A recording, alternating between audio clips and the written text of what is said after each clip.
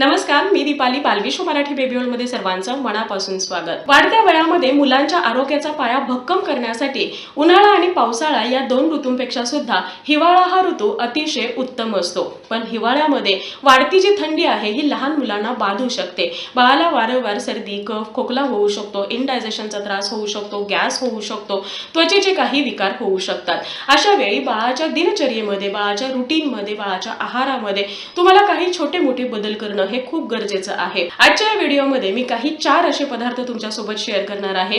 हे 4 पदार्थ जर थंडीमध्ये तुम्ही बाळाच्या आहारामध्ये रेग्युलरली देत असाल तर थंडीपासून बाळाचं हे संरक्षण होईल. बाळाला थंडी बिलकुल बाधणार नाही किंवा थंडीमध्ये होणारे हे जे काही छोटे मोठे आजार आहेत यापासून बाळाचं प्रोटेक्शन व्हायला मदत होईल. कोणते असे पदार्थ आहेत जाणून घेण्यासाठी आजचा हा व्हिडिओ शेवटपर्यंत पाहत राहा. व्हिडिओ आवडला तर व्हिडिओला लाईक, शेअर, कमेंट करा. चॅनलला नवीन असाल आतापर्यंत सबस्क्राईब केलं नसेल तर सबस्क्राईब करा आणि शेजारी असणारे जे बेल आयकॉन आहे तेही प्रेस करा, जेणेकरून येणाऱ्या नवीन व्हिडिओचा अपडेट तुम्हाला मिळत राहील. वळूया आपल्या आजच्या टॉपिककडे. या अगोदर चॅनलवरती आपण एक प्लेलिस्ट क्रिएट केलेली आहे ज्यामध्ये हिवाळा विशेष बाळाची काळजी तुम्ही कशा पद्धतीने घ्यायची आहे याबद्दलचे बरेचसे व्हिडिओज आहेत. हिवाळ्यामध्ये बाळाला निरोगी ठेवण्यासाठी ही जी प्लेलिस्ट आहे ही जरूर चेक करा. लिंक तुम्हाला इथे वरती मिळेल. हिवाळ्यात वाढत्या थंडीपासून संरक्षण करण्यासाठी आपण बाळाला गरम असे कपडे घालतो किंवा बाळाच्या रूमचं जे टेम्परेचर आहे हे गरम ठेवण्याचा प्रयत्न करतो. पण यापेक्षाही खूप जास्त महत्त्वाचं असतं ते म्हणजे शरीराला आतून ऊब मिळणं किंवा शरीराची जी उष्णता आहे हे वाढवण्यासाठी प्रयत्न करणं. आणि ही जी उष्णता आहे हे वाढवण्यासाठी तुम्हाला काही विशेष पदार्थ बाळाच्या आहारामध्ये समाविष्ट करणं हे गरजेचं आहे. हिवाळ्याच्या दिवसामध्ये सगळ्यात पहिला पदार्थ तुम्हाला बाळाला जरूर द्यायचा आहे तो म्हणजे मध. मधामध्ये खूप साऱ्या अँटीबॅक्टेरियल आणि अँटीफंगल अशा प्रॉपर्टीज असतात. शिवाय मधामुळे बाळाला होणारे हे जे काही व्हायरल इन्फेक्शन आहे यापासून सुद्धा प्रोटेक्शन मिळतं. नॉर्मली हिवाळ्याच्या दिवसामध्ये लहान बाळांना किंवा लहान मुलांना वारंवार सर्दी, कफ, खोकला हा होत राहतो. अशा वेळी बाळ जर रेग्युलरली मध खात असेल तर बाळाचा घसा क्लिअर राहतो, बाळाच्या छातीमधला जो कफ आहे हा लवकर वितळून बाहेर पडायला मदत होते, सर्दी लवकर सुकते किंवा बाळाचा खोकला हा लवकर बरा व्हायला मदत होते. शिवाय हे जे काही व्हायरल इन्फेक्शन आहे यापासून बाळाला प्रोटेक्शन मिळतं. बाळाची इम्युनिटी बूस्ट व्हायला मदत होते. हिवाळ्यामध्ये बाळाची शारीरिक हालचाल ही मनावी तेवढी होत नाही आणि अशा वेळी बाळाने जे खाल्लेलं आहे हे व्यवस्थित डायजेस्ट होत नाही, बाळाला भूक व्यवस्थित लागत नाही. पण जर तुम्ही रेग्युलरली बाळाला मध देत असाल तर बाळाचं जे डायजेशन आहे हे अतिशय फास्ट पद्धतीने कार्य करतं, ज्यामुळे बाळाला भूक ही छान लागते, बाळ व्यवस्थित खातो आणि बाळाचं वजन सुद्धा छान राहायला मदत होते. 1 वर्षापेक्षा मोठ्या बाळाला तुम्हाला सकाळी उठल्याबरोबर किंवा रात्री झोपण्यापूर्वी मधाचं चाटण हे जरूर द्यायचं आहे. जर हे चाटण तुम्ही पूर्ण हिवाळ्यामध्ये बाळाला देत असाल तर बाळाला सर्दी, कफ, खोकला हा कधीच होणार नाही आणि ही थंडी बाळाला बाधणार नाही. त्यानंतरचा पुढचा पदार्थ आहे ते म्हणजे तीळ. वाढत्या वयामध्ये मुलांच्या हाडांमध्ये स्ट्रॉंगनेस येण्यासाठी तीळ हे खूप जास्त आवश्यक आहेत. या तिळाचे तुम्ही खूप वेगवेगळे प्रकार करून बाळाला देऊ शकता. तिळाची पोळी, तिळाचे लाडू किंवा बाळाच्या आहारामध्ये तीळ ऍड करू शकता. जे काही बाळाची चपाती बनवत आहात, घावन बनवत आहात त्यामध्ये तुम्ही तीळ हे घालू शकता. डेली तुम्हाला कमीत कमी 1 चमचा तीळ बाळाच्या आहारामध्ये समाविष्ट करायचे आहेत, जे बाळ 6 महिन्यापेक्षा मोठं आहे अशा बाळासाठी.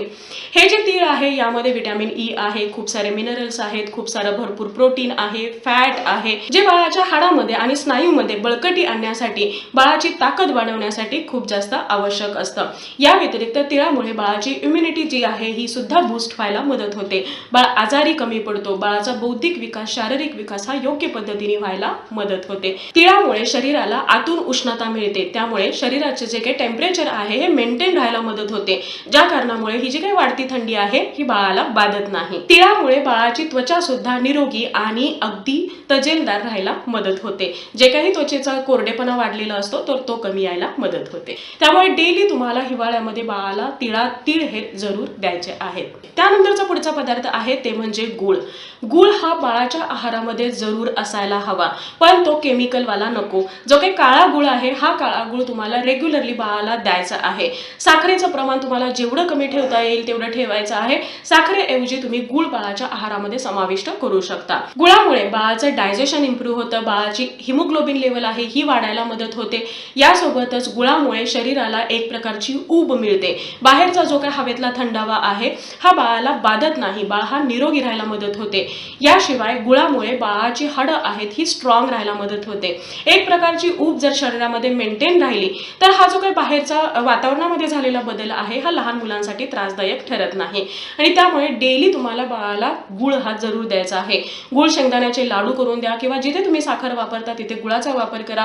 आहे असा एक थोडासा गुळ तुम्ही बाळाला खायला देऊ शकता. गुळ खोबरं बाळाला खायला देऊ शकता. जेवण झाल्यानंतर छोटासा एक गुळाचा खडा बाळाला जरूर द्या किंवा जरूर खायला द्या, ज्यामुळे हे सगळे जे काही हिवाळ्यातले प्रॉब्लेम्स आहेत हे बाळापासून दूर राहायला मदत होईल. त्यानंतरचा पुढचा पदार्थ आहे ते म्हणजे तूप. तूप हे वाढत्या वयामध्ये मुलांसाठी खूप जास्त गरजेचं असतं आणि विशेषतः हिवाळ्यामध्ये बाळाच्या आहारामध्ये तूप हे असायला हवं. तेलाऐवजी तुम्ही तूप वापरू शकता किंवा डेली रेग्युलर बेसिसमध्ये तुम्हाला तुपाचा समावेश बाळाच्या आहारामध्ये करायचा आहे.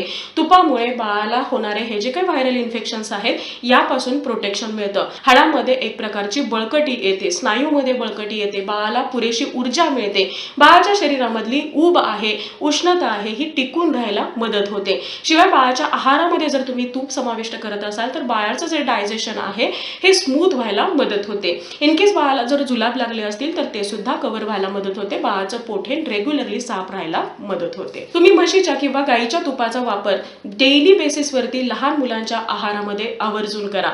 हे जे काही तूप आहे हे बाळाची इम्युनिटी बूस्ट करण्यासाठी, बाळाला होणारा सर्दी कफ खोकला यापासून दूर ठेवण्यासाठी खूप जास्त फायदेशीर आहेत. हे पदार्थ रेग्युलरली बाळाला दिल्याने बाळाचे शरीर हे उबदार राहील आणि ही वाढती थंडी आहे ही बाळाला बाधणार नाही. सो आय होप आजचा हा व्हिडिओ तुम्हाला आवडला असेल आणि हेल्पफुल ठरला असेल. Thank you so much for watching this video. Bye bye. See you soon with new topic.